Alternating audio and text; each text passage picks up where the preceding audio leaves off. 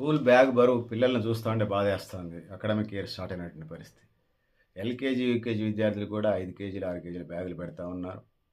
ప్రభుత్వ పాఠశాలల పుస్తకాలను దాచుకునే తరగతి గదుల్లో ప్రత్యేక స్టోర్‌లు ఏర్పాటు చేయాలి.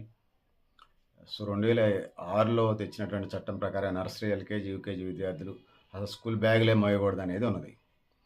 విద్యార్థులు మందం ఎక్కువ ఉన్న పుస్తకాలను వీపునకు ఆనుకునేలా సర్దుకోవాలి. తక్కువ మందం ఉన్న పుస్తకాలని అమర్చుకోవాలి. విద్యార్థులు బ్యాగును భుజానికి కాకుండా 2 భుజాలుగా తగిలించుకోవాలి. ఒక భుజం అయితే భుజం నొప్పిలేస్తది. ఫ్యాషన్ పోకడలను అనుకరించి నడుము కిందకి బ్యాగులను వేసుకోవద్దు. సైంటిఫిక్‌గానే వాళ్ళు టీచర్స్, హెడ్ మాస్టర్లు, ప్రిన్సిపల్స్ చెప్పాల్సిన అవసరం ఉన్నది. శరీరం బరువులో 10 వంతు మాత్రమే పుస్తకాలు ఉండాలి.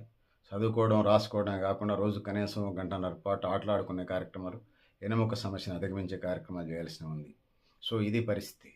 పిల్లలకు పౌష్టికాహారం ఇయ్యాలి. ఆ విధంగా స్ట్రెంథెన్ చేసుకోవాల్సిన అవసరం అయితే ఉన్నది. ప్రైవేట్ స్కూల్స్‌లో ఉన్నటువంటి పిల్లలు ఎల్‌కేజీ టు 5థ్ క్లాస్ వరకు 30-45 పుస్తకాలు మోస్తున్నారంటే చిన్నయా, పెద్దయా? అంత బరువు వాళ్ళకి అవసరమా? డైరీలంట, క్యాలెండర్‌లంట, నోట్‌బుక్‌లంట, single ruled, double ruled, triple ruled books అంట. హ్మ్. ఇంటి దగ్గర డైరీ, పిల్లగాడు రాసుకునే డైరీ, ఏందో అన్ని పుస్తకాలు.